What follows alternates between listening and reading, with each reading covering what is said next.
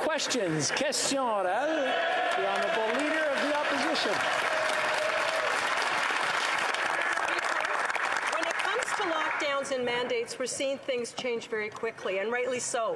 Dr. Tam has said that vaccine mandates should be reevaluated, and today the chair of the Quebec Liberal Caucus clearly and strongly stated it's time to end the divisiveness and the politicization and end the mandates. We Conservatives could not agree more.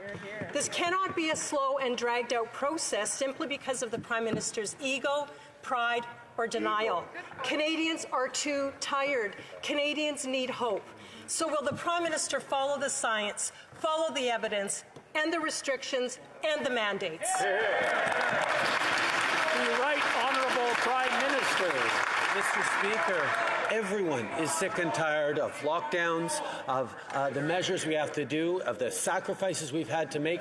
But Canadians have continued to step up over the past 2 years, been there for each other, been there to get vaccinated. And that's the unity we've seen across the country of people who've been there for their neighbours, who've been there for their frontline health workers. That's what Canadians are going to continue to do. That's how we get through and back to the things we love. We're going to continue to follow the science. We're going to continue to have Canadians' backs. We're going to continue to protect people's lives. The Honourable Leader of the Opposition. Speaker, countries like Ireland, Sweden, Norway, Israel, Czech Republic, the UK, Spain, Denmark, they're all removing restrictions and mandates, and they're all countries that have a lower vaccine rate than Canada.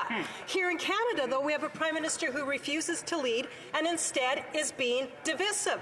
I have to agree with the MP for Louis Hébert when he says, people don't know where public health ends and politics begins. Canadians want their lives back. So again, I ask the Prime Minister, will he follow the evidence? Will he follow the science and the mandates and the restrictions quickly? The Right Honourable Prime Minister. Mr. Speaker, every step of the way, we have had Canadians' backs by following the science, by working closely with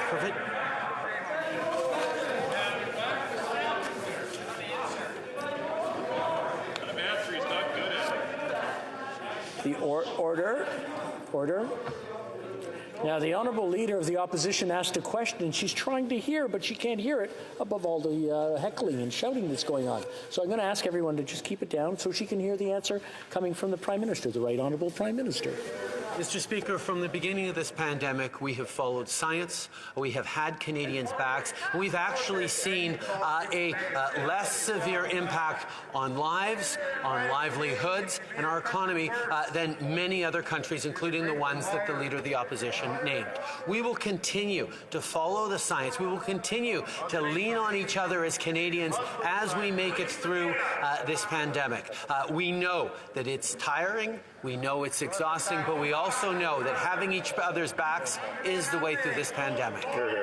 The Leader of the Opposition. Speaker, the Prime Minister has politicized the pandemic and been divisive, and even his own members are seeing it.